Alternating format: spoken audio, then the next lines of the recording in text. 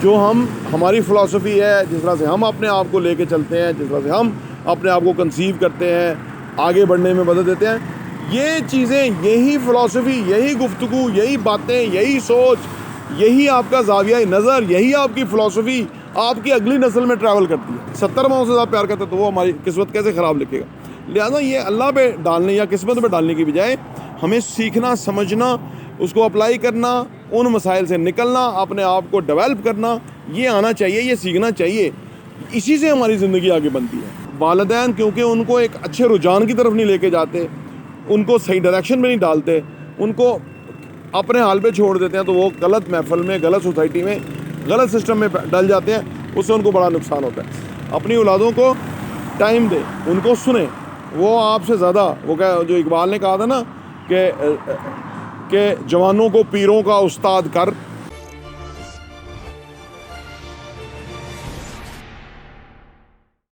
बिस्मिल्लाहिर्रहमानिर्रहीम, अस्सलाम वालेकुम रहमतुल्लाहि व बरकातुहू।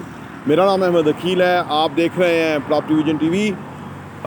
वेल्थ जनरेशन जनरेट करने के लिए और उसको जनरेशनल वेल्थ में कन्वर्ट करने के लिए औलाद को पैसा दे के जाना ज़रूरी नहीं है। यानी पैसे से ज़्यादा ज़रूरी है कि उनको तरीक़ा, सलीका, तरबियत, फ़िलासफ़ी दे करके जाएं ताकि वो ख़ुद वेल्थ जनरेट कर सकें। आम तौर पे ये एक रिसर्च है कि 70% वेल्थ जो है वो सेकंड जनरेशन से ख़त्म हो जाती है, 70%। और यानी तीसरी जनरेशन से तो 90% वेल्थ ख़त्म हो जाती है। इसका मतलब ये है कि एक नस्ल कमाती है, दूसरी नस्ल 100 में से 70% जो है वो ख़त्म कर देती है, और तीसरी तो 90% ख़त्म कर देती है। इसका मतलब कि तीसरी नस्ल में 10% और उससे आगे पैसा जाता है, वेल्थ जाती है।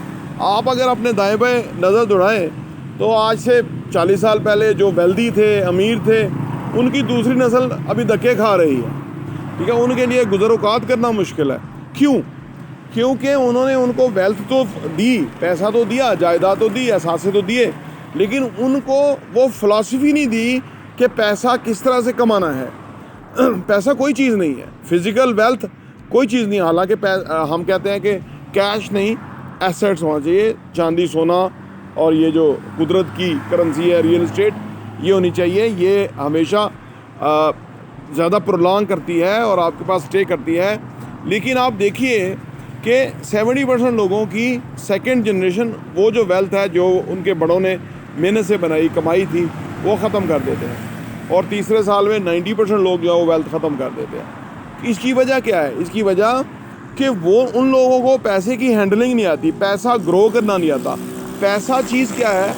पैसा एनर्जी है, पैसा एक टूल है, पैसा बेसिकली दिमाग से कमाया जाता है। ये उनको नहीं पता, ना ही उनको सिखाया जाता है, ना ही लोग सीखना चाहते हैं। आप देखिए, हम इतनी वीडियोस बनाते हैं इन मौज़ूआत के ऊपर, कोई बहुत ज़्यादा व्यूज़ नहीं होते, ठीक है ना। और फिर जो समटाइम लोग देखते हैं वो फ़िलासफ़ी समझने की कोशिश नहीं करते। कुछ तो कहते हैं कि जी वो बात समझ ही नहीं आई, वो आपने मौज़ू नहीं बताया, वो रोना पिटना डाल देते हैं। असल में बात यह है कि वो कहते हैं कि अंदाज़े बयां बात बदल देता है, वरना दुनिया में कोई बात नई बात रही।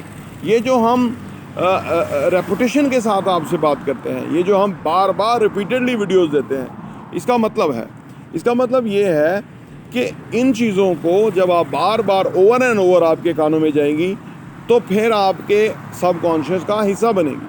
पैसा कमाने के लिए आपके सबकॉन्शियस में पैसा होना चाहिए। अब यहाँ पे सबकॉन्शियस की मैं काफ़ी दफ़ा बता चुका हूँ। लोग कहते हैं कि इसकी समझ नहीं आती है, दोबारा बता दें। सबकॉन्शियस बेसिकली ये है कि जो हमारे लाशऊर का हिस्सा बन जाता है। यानी हमारे 3 तरह के माइंड हैं। एक है माइंड, कॉन्शियस माइंड, जिससे मैं आपसे बात कर रहा हूँ, हाथ हिला रहा हूँ, ये कॉन्शियस माइंड है। एक मेरा इनकॉन्शियस माइंड है, या इसको कह रही है कि मेरा एक वो माइंड है कि जिसके तहत सारा अमल जिस्म का हो रहा है, नशोनुमा हो रही है, बालों की, हमारी खाना प्रोसेस हो रहा है, खून जो है ना वो भाग रहा है शरीयानों के अंदर, दिल पंप कर रहा है। एक ये माइंड है, ठीक है ना। और ये क्या है कि ये हम खुद नहीं करते। अगर हमें खुद सांस लेना पड़े तो अब ऐसे तो अच्छी बात है अगर हमें खुद सांस लेना पड़े, क्योंकि हम 90% सांस ऊपर से ही लेते हैं, कोई 10% हम पूरा सांस लेते हैं ड्यूरिंग द डे, अगर हम पूरा सांस लें तो ये हमारी हेल्थ के लिए बहुत ही इंपॉर्टेंट है।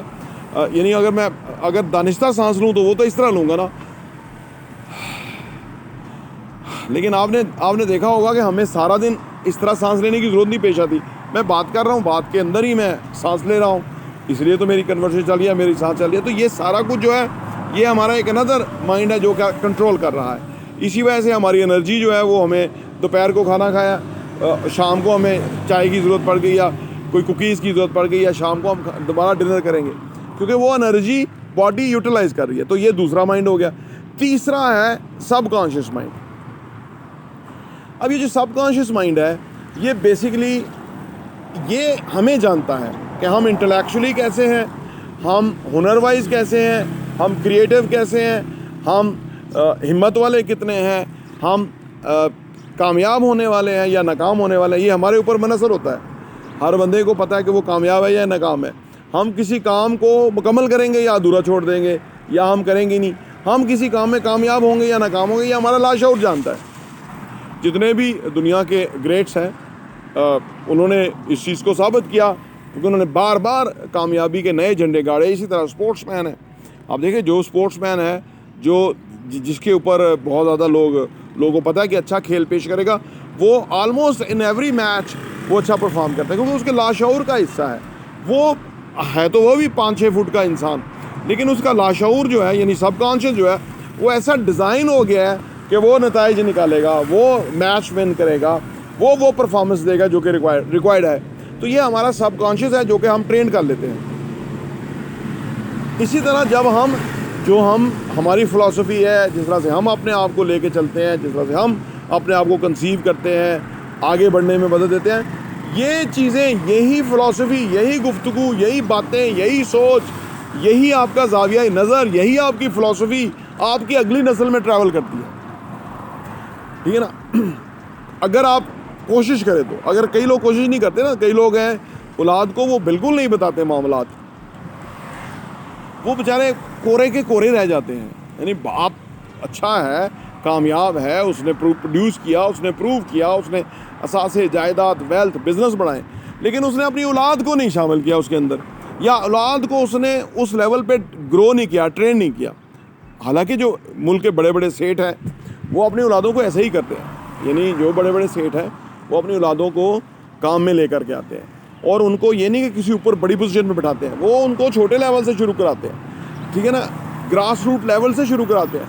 उन्हें पता होता है कि जो वॉचमैन है वो कैसे अपना काम सर अंजाम देता है, उसके मसाइल क्या हैं, जो लेबर है उसका क्या प्रॉब्लम है, जो लोग छोटे लेवल पे काम करते हैं वो क्या सोचते हैं, उनसे कैसे आउटकम लेनी है, जो आम वर्कर है वो कैसे, वहाँ से वो शुरू करते हैं। और फिर वो आगे बढ़ते हुए अकाउंट्स, फाइनेंस को देखते हुए, अदरवाइज़ मैनेजिंग, जो लोग मैनेजिंग पोजीशन के ऊपर हैं उनको सुपरवाइज़ करते हुए वो फाइनली CEO और उस बड़ी पोजीशन बैठते हैं। जैसे रतन टाटा कंपनी है, जिसका जो आप देखिए, जिसका जो टर्नओवर है वो पूरे हमारे पाकिस्तान से ज़्यादा बड़ा टर्नओवर है टाटा कंपनी का है।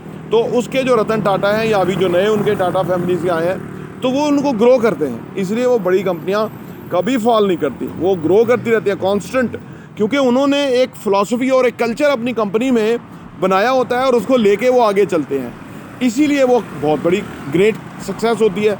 बाकी जगहों पे ऐसे नहीं होती। बाकी किसी ने थोड़ा बिजनेस किया, खड़ा किया भी, तो वो अगली नस्ल में, मैंने जैसे अर्ज़ किया कि वो 70% जो है वो वेल्थ या बिज़नेस वो ख़त्म हो जाता है, और तीसरी नस्ल में तो बिल्कुल ही ख़त्म हो जाता है। होता क्या है, हमारे यहाँ लोग बड़ा गलत कर जी, वो किस्मत ही ऐसी थी उनकी। ऐसा नहीं है। देखिए, ये आलम इसबाब है, इसके अंदर किस्मत अल्लाह ने किसी की बुरी नहीं लिखी। एक बात याद रखें, अल्लाह 70 माओं से 90 माओं से ज़्यादा इंसान को प्यार करता है।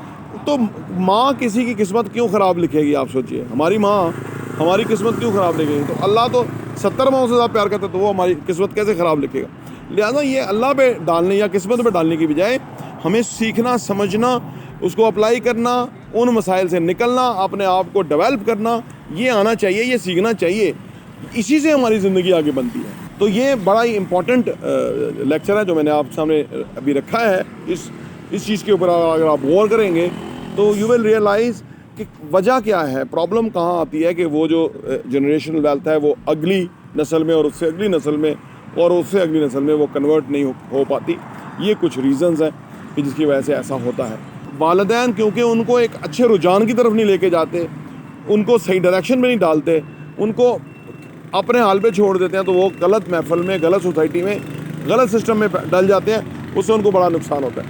अपनी औलादों को टाइम दें, उनको सुने। वो आपसे ज़्यादा, वो क्या जो इकबाल ने कहा था ना कि जवानों को पीरों का उस्ताद कर, तो अपने औलाद को अहमियत दें, इम्पोर्टेंस दें, उनके ख़यालात, उनके व्यूज़, उनके नज़रियात सुने और उसके बाद उनके साथ कन्वर्सेशन के अंदर जाएं। और उसके अंदर कोई आपका अंदाज़ ये नहीं होना चाहिए कि आप सुपीरियर हैं या आपका हुक्म जो है वो अटल है, या ये नहीं होना चाहिए, बल्कि आपका सर्टेन एज के बाद 18 के बाद आपकी अपने औलाद के साथ दोस्ती होनी चाहिए, फ्रेंडशिप होनी चाहिए। उनसे डिस्कस करें, उनसे फ़ैसले करवाएं।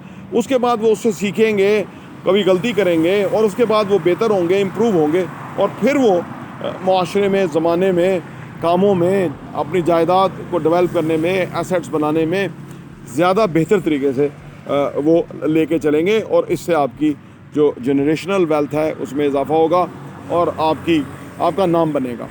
प्रॉपर्टी टीवी देखने का बहुत बहुत शुक्रिया।